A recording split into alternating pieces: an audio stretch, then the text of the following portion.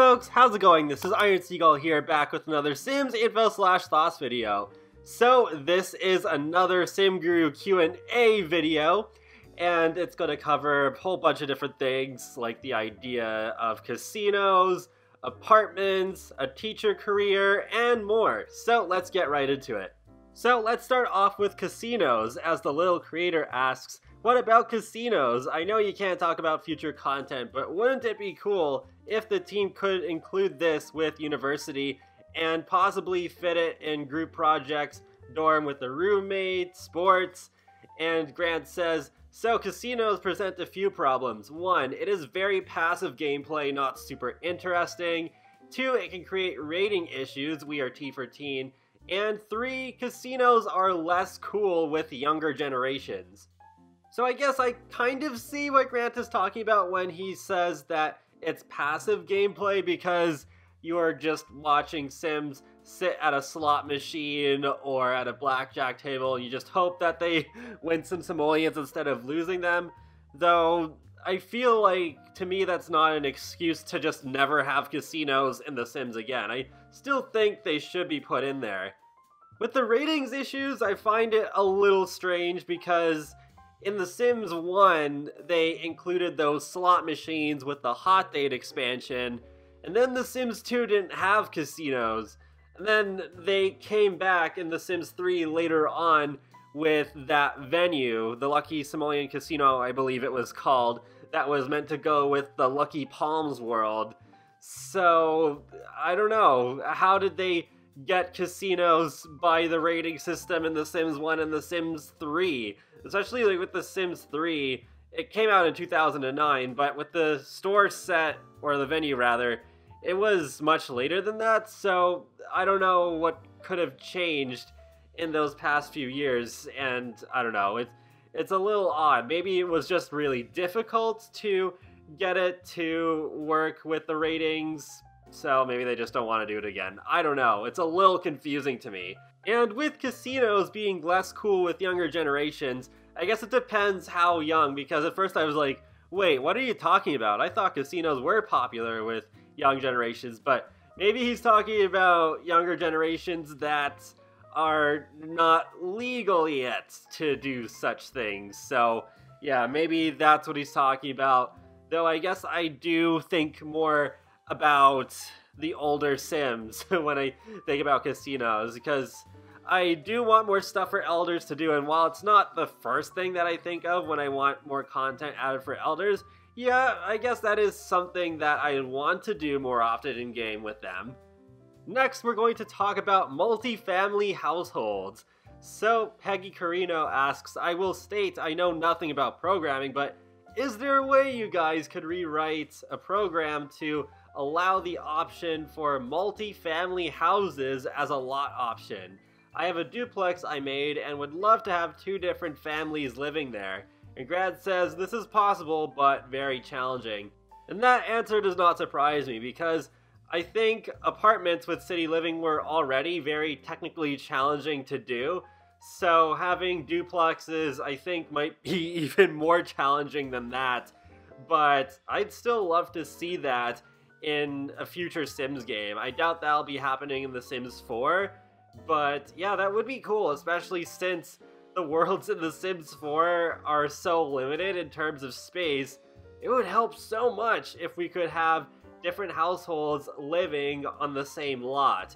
And there's even that one lot in Mirage Park in Del Sol Valley, the empty one that looks like it's kind of made to be a duplex. I don't think that's a hint or anything, but it's just like, yeah, there's those multiple pathways that go up to that same place. So it's like, oh, okay. And speaking of apartments, we do have a question about those, because Kathy asks, I forgot, but didn't you say another world with apartments would be difficult to make? And Grant says, it is a challenge in ways because we have already sold apartments with city living. They are a big investment, so if we do it again instead of something new, it is a difficult sales pitch. It's like us saying, buy this thing you already have, but again, if that makes sense. And yeah, I can definitely see what Grant is talking about there, because if Get Famous had come with more apartment buildings, that could have meant sacrificing a little bit in the actual celebrity gameplay department, which would have sucked, I think. If it came down to choosing between having new apartment buildings or having better celebrity gameplay and Get Famous, I would have chosen the latter in a heartbeat. And I did see some people replying to the buy this again point with, well, what about My First Pet stuff? I don't think that's quite the same. Like, even though it does require cats and dogs to access some of the content, it's not like they put a few small pets in cats and dogs and then put the rest of them in My First Pet stuff, because I think that's what spreading apartments out between city living as a main feature, but then also as another feature in Get Famous would have done. And with the small pets, they're little objects, whereas with the apartments, they're more like these build features that are put right into the world. So it's a lot harder for me to imagine them restricting access to a lot just because you don't have another expansion pack that's required within another expansion pack. The next question relates to open worlds. I have talked about this before in previous videos, but people keep asking about this, but on the other hand, I'm not going to spend too long on this. So Black Kakata asks, any chance open worlds or open neighborhoods could be a performance setting? Sorry if you can't answer this. And Grant says, open worlds for TS4 are one of the few things we simply cannot do. It is an engine architectural level change that cannot occur at this point. So there you go, in case you didn't know, open worlds are never coming to The Sims 4. So if you were getting your hopes up for that, well, no point in doing that anymore. And, well, I don't miss open worlds as much as I thought I was going to when I first saw that we're not going to get open worlds. But then I realized, well, the game seems to just run a lot better. Though, on the other hand, I would not have minded in the least if we were able to at least go to the next door neighbors without hitting a load screen, because I think that is pretty annoying, and I think also kind of hinders the chances of certain active careers. Like, for example, I was talking yesterday about that dream I had about firefighters coming back. Although there was nothing about an active career in that dream, it was just NPCs coming to your house like in the older Sims games. But I really love the active career for firefighters in The Sims 3, but if they brought that back in The Sims 4 in the same way, it would basically be loading screens of the game in a similar way to the detective career that's already in Get to Work, and it just might end up being more tedious than it is fun. Next up, we're talking about the idea of a teacher career. So, Anakin Jub asks, why isn't there a teacher career? I can think of it before most careers in the games. And Grad says, I think we're torn between making it an active career or a work from home or a normal career, and I'm not sure we've found the right pack for it yet. Grant, I have one word for you. University. Though I wouldn't be surprised if he answered the question in this way, because he's not legally allowed to just say, oh yeah, we're going to do this in a university pack. Oh, spoiler, there it is. I just stomped on the advertising team's toes and announced an expansion pack through a random tweet.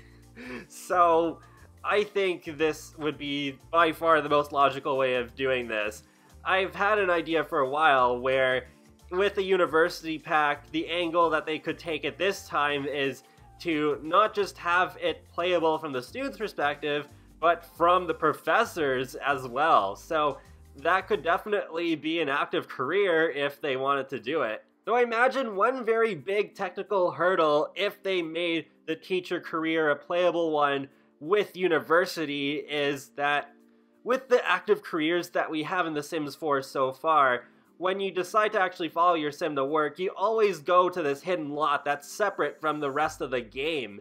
So with university, I guess you could still do it, now that I think about it. You could still have them go to like a different classroom than what you would see in normal gameplay from a student's perspective, but yeah, I was just thinking along the lines of, oh, literally being able to be in the same classroom, whether you're playing as a student or you're playing as a teacher. But yeah, I wonder if they could pull that off. It is a bit of a bummer that in most cases you're not able to visit these active career lots outside of your shift. Like, yeah, you can visit the hospital if your sim is giving birth, but that's pretty much it. I don't think a teacher career would work too well with the work from home system, but yeah, I guess you could still put it in as a purely rabbit hole career, but I just wouldn't find that nearly as interesting as an active one. The next question relates to eyelashes and nails, as Linda Brown asks, is it possible for Sims to get eyelashes, nails, nail color, and maybe contouring? And Grant says it's possible, but they would be so small. And I guess with eyelashes, I can kind of see where he's coming from, even though I do have those 3D eyelashes that are custom content that so many people use. Maybe in the opinion of everyone working at Maxis, it's a little too alpha. It doesn't really like fit the game style too well, so I guess I can imagine the eyelashes being so small. But the nails, I don't think they have to be small. I think they could be just fine. I have custom content where you can have like nails and you can change the color, and it looks fine, and it's categorized as an accessory. It would be nice if they did officially put nails in the game. They could be their own separate category so they're not taking up accessory slots. But yeah, I don't know. I'm not sure why those would necessarily have to be super small. I definitely would love to see nail options come in a future Sims game at the very least. That was actually something that I did a wishlist video on a while ago, and I just think it would be another nice way to set our Sims apart from others, appearance-wise. Next up is wedding dresses, as Gareth is asking, can we get better wedding dresses? And Grant says Cheyenne, an AD, which I'm pretty sure translates to assistant director, is always advocating for more wedding stuff. And I definitely would love to see more wedding dresses. The ones that we have right now, I think, are pretty basic, and we could always use more variety. And I do remember one of the scrapped ideas for the community voted pack that ended up turning into Laundry Day was a wedding stuff pack. So I don't know. We'll talk a little bit about stuff packs again later in the video, but if we don't get any more stuff packs, I sure would love to see more wedding dresses put in as part of a game pack or an expansion pack at least. Next, we're going to be talking about some interesting stuff, as we're going to be talking about public toilets and urinals. So Brandon Ramirez asks, why haven't bathroom stalls and urinals been added to the game?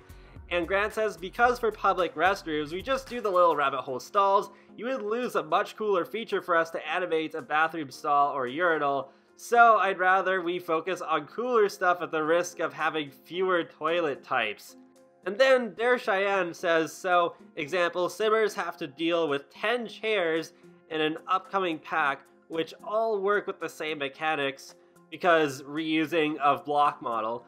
But something new like a urinal is impossible. This allocation of resources is strange in my eyes, but I understand that priorities are different. And Grant says, I didn't say impossible, it's a matter of priority. If we make a urinal, design the behaviors for public restrooms, etc., you will lose other features that I would argue are much more interesting. To be honest, I'm surprised doing public restrooms properly would be that much effort. It does seem like, at this point, it would have been one of those things where if they had more time on the base game to put in basic stuff like this, we would have already had it. But since it wasn't, it's like, okay, now they have this in comparison to other stuff that's less subtle that could be more interesting instead of working on public washrooms.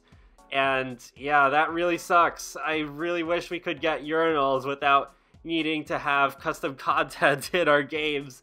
And it's just a basic thing to have, in venues. I mean, it would have, I think, made sense to put in with the game updates that came out just before Spa Day, because I'm pretty sure that's when they added gender washroom doors, but yeah, they just didn't do it.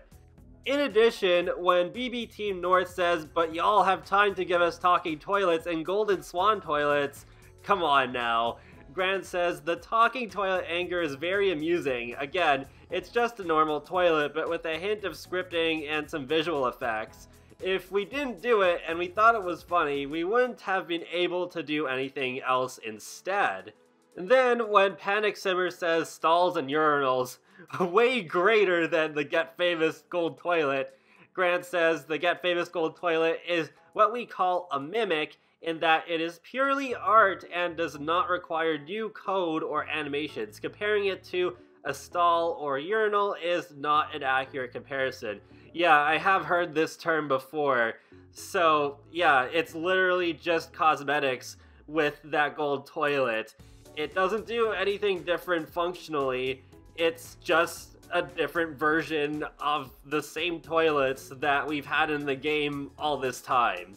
But still, I really hope that once the inevitable Sims 5 comes around, they really take a lot more time to make sure that they nail all the basic things, not just like, okay, yeah, we're definitely including toddlers in the base game this time around, but also these smaller things like public restrooms getting the treatment that they deserve, so that after the base game ships, they don't have to be like, oh, okay, well, that's just gonna fall to the wayside because we need to focus on developing more actual new things. Here's another related reply from Lumi Charmed as well. So as someone who wants to one day possibly be industry employed, I can 100% assure you that those little things that seem, well, little can oftentimes be the hardest projects to tackle. There's been so many times where I say I'll create a quick thing and it takes days. And Grant says at one point our estimates to make dogs and cats walk, just walk, was like 1,300 staff days, and oh my god, that is a lot. I mean, obviously that number is divided between multiple people, not just one, I'm sure, but yeah, goodness gracious, that's a lot of time. I have heard before with Pets expansions for The Sims that they are in development for a little bit longer just to even figure out those seemingly basic things like getting the routing right and getting pets to walk. It just takes so long to do all of that stuff. So it is very well possible that there could be a lot more work that goes into doing those toilet stalls and urinals properly than what we might think. The next question is about objects that are not available in build mode for some reason. As Jack the Simmer says, I don't know if you can answer, but the worlds that you guys make are amazing, but have so many objects that are not available in-game unless they're unlocked by modders, like trees, plants, and decorative stuff. And I feel like a lot of these would make buy mode amazing. And Grant says, as policy, we always try to unlock as much as possible, but many of these objects are not made in a way to work outside of how we place them. It's something we talk about a lot. There definitely are more objects that I'd love to see available in buy mode, especially the cars in Del Sol Valley, so that builders don't have to blow up toy cars instead. So I think they should at least make those available, but maybe there are certain technical aspects that don't work as well if they are just immediately unlocked. Like maybe there's certain objects that take up more space than they should if they were to be placed on a playable lot. I don't know. Must be some really weird behind the scenes stuff. Next we have some trivia about Willow Creek. So Last Weasley Rose asks, where is Willow Creek based on? I noticed the tracks and bayou looking area only recently, and Grant says East Texas, like Houston to the LA border of sorts. This surprises me because I thought for sure Willow Creek was based off of New Orleans. It just reminds me so much of that area, like just with the trees and the steamboats and everything about it really. So Yeah, I mean, Houston isn't too far away from New Orleans, but I figured he would have said that instead. But still, it's interesting to hear this coming from one of the producers of The Sims 4. Next up is something that I found pretty annoying with Seasons. So, Sim Addict says, I really wish you guys could respond about the stinky leaf piles that won't disappear in Seasons. They've been a nuisance since release, and I would have preferred to rake leaf piles rather than them automatically generating. And Grant says, it is planned, we're sorry this sucks, we know. And I do remember about a month or so after Seasons came out, Tim Grew Romeo did say that they were working on a solution to that. And I'm surprised we still don't have it at this point. I'm guessing what the solution would be is to have a mechanic that once it turns to winter, all of those stinky leaf piles would disappear instantly. Or maybe they're thinking of trying to do something different, where maybe it'll just disappear after 2 or 3 days. Maybe that's also part of the problem, them just trying to figure out what's the best way to fix this problem that pleases the most of us. So, about stuff packs, Kyle Fruch asks, are stuff packs still a thing? And Grant says, nice try. And then Kyle Fruch also asks, would you guys ever consider doing a community voted pack like Laundry Day in the future? And Grant says, I've answered this one a lot. My answer is, we were very pleased with that experiment. And I think the community stuff packs would be probably the only way that I'd be okay with stuff packs coming back, because as I said in a previous video, the more time that we go without another stuff pack, the more open I am to just leaving stuff packs behind, just moving on with our lives, and just focusing on the game packs and the expansion packs and the free content too, of course. And, well, with the community stuff pack votes, I don't remember any of the themes being hated on at all. The themes were eco-living, and that's the one that ended up winning and becoming Laundry Day stuff, though I'd still really love to see some of the other gameplay ideas that were not done in the end, like Off the Grid. And then there was Starter Home, Wedding, Arcade, and Dangerous. And I think everyone liked these ideas. It was just that some, like Starter Home, were more popular, while ones like Arcade were not. So I think that if they just did stuff packs based around those losing themes, it would be much better than gambling on an idea like My First Pet stuff that might not go over so well with the community. And with game packs, Kate asks, have you ever started something out as a game pack, but then switched it to expansion pack because it needed more work? And Grant says no, but in some cases we spent a lot more than we typically do to finish it as a game pack. So that is kind of interesting. Sometimes I do wonder, did they originally think of something as a different pack type and then changed it to something else in the end because it made more sense? But nope, that's not the case at all. Though I'm not surprised either that some game packs may have taken more time to finish than others. I remember how surprised I was with Jungle Adventure, what they did with Selva Dorada and making the jungle really feel like a semi-open world. I wouldn't be surprised at all if that pack took a little extra time because of doing something that big. But then, with upcoming packs, Aves asked, do you think any of the upcoming packs will become your new favorite? And Grant says yes. And I do remember when someone asked Grant a while back what his favorite world in The Sims 4 was, it was something along the lines of, oh, actually I can't say because it's a world that we haven't announced yet. So it'll be interesting to see if these two are related anyway. Like, is it a pack and a world that go together that are both his favorite? So it should be interesting to find out the answers to those questions in the future. And that wraps up another Sims info/thoughts video. So feel free to let me know your thoughts in the comments section below on any of the stuff that I discussed here. And be sure to leave a like or a comment or even subscribe because it lets me know that you like my channel, my videos, and it helps you keep up to date more easily with my latest content from The Sims, Sonic the Hedgehog, and more. So I will talk to you all later, and have a great day. Thanks for watching!